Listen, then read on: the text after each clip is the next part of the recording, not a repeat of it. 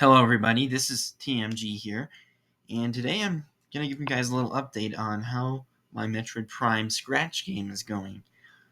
Um, now, before we continue, this game is not going to be a little game. This is not a game I'm going to be able to pump out in a few weeks.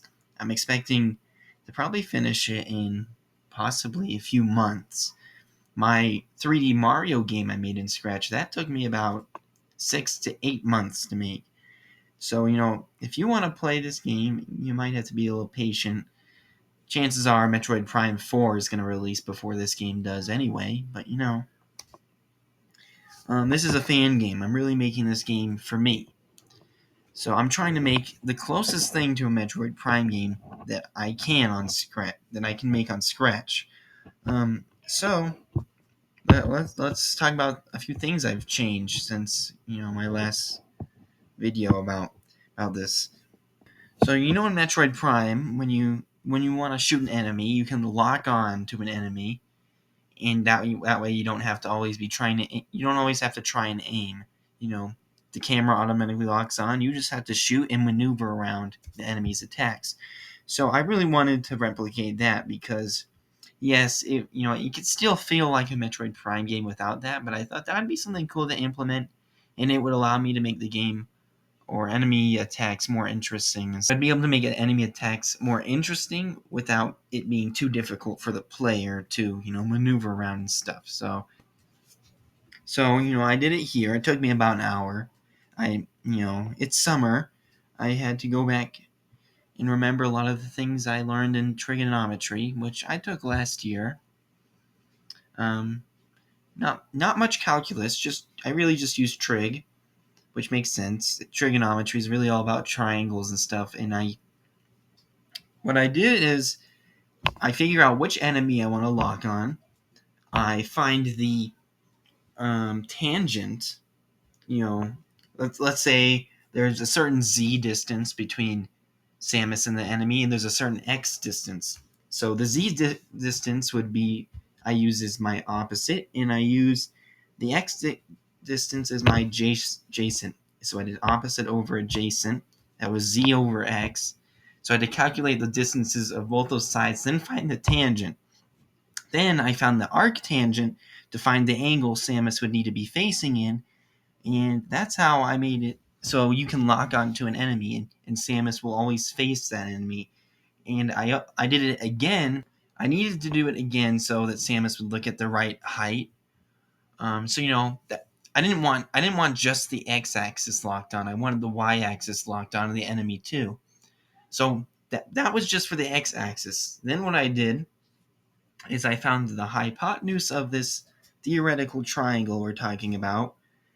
The hypotenuse, one side is the z, the other side is the x, but the y is height. This is a three-dimensional game.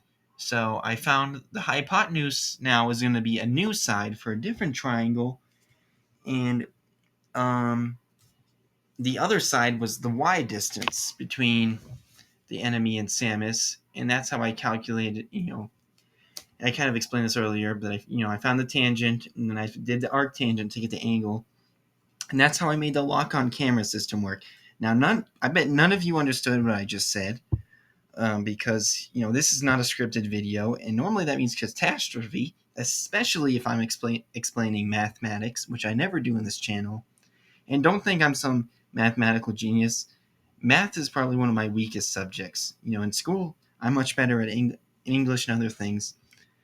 I'm really good. I like programming stuff, but math is not my strong suit. But I've had to learn it because I like to make video games.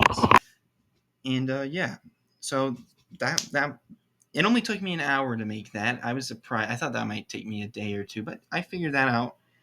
And another change I made is I added elevators in the game. So Metroid Prime, usually if you want to go to a different area of the game, you go through an elevator. Let's say in the original Metroid Prime, you're in the Chozo ruins, you take an elevator to Magmore Caverns. So, I add an elevator here, which will allow me to connect areas, make it so there's like make it so there's like a distinct separation between each area. I don't want it I don't want each area to just merge together until the game feels this. I can't speak right now. I just don't want the game to feel the same all the way through. I want different areas, different biomes. Make it. I'm trying to make it something interesting. So yeah, this elevator cutscene, I made it using a GIF of Samus from the original Metroid Prime because I just found it on the internet. And I said this would make a cool elevator cutscene, so I made it an elevator cutscene. And anyone who's used Scratch knows that it loves to ruin your GIFs when you put them in. You're like, oh, I'll just make a script that says forever next costume. But if you know Scratch, Scratch doesn't import the frames in order. So what I do to make it simple is I say, I actually do it by the name of the costume. Let's say if the name of the GIF, this is an example. If the name of the GIF is Samus, we import the GIF, but what Scratch does is even though it doesn't import them in the correct order, it does put numbers next to the image name in the correct order. So then I start calling each image, depending upon its name. So Samus image 1, Samus image 2.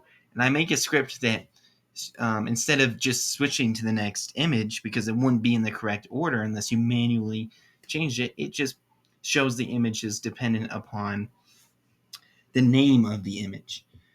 So that's how I didn't record footage of my scripts and stuff. I probably should, and maybe I will next time. If you guys like these videos, I've been making Scratch games, for many years. I'm self-taught. A lot of my methods are unusual, I think. I know I've had people play my Scratch games and they're like, this is not how Griff Patch makes 2D platformers. And I'm like, I wasn't taught how to make 2D platformers by Griff Patch. Sorry, I use code. I use my code and it's very different. So, yeah, some of my methods may seem unusual to you, but they work. You have to give me credit, they usually work. So yeah, if you guys want more update videos like this, I can totally do that. If you want tutorial videos, I could probably do that too. That'd take a bit more effort, but I can do that. I'm trying to put most of my time into actually making the game, though.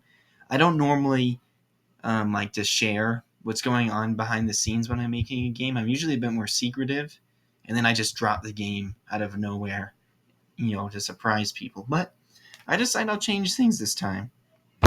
So this is the first for me. I've been working on this game for a few weeks now. So yeah, I hope you enjoyed this little video. Yeah, if you guys have any things you'd want to see in this game, you can tell me. Doesn't mean it'll get in the game, but if it's a good idea, I'll probably take notice. So yeah, TMG out. Goodbye.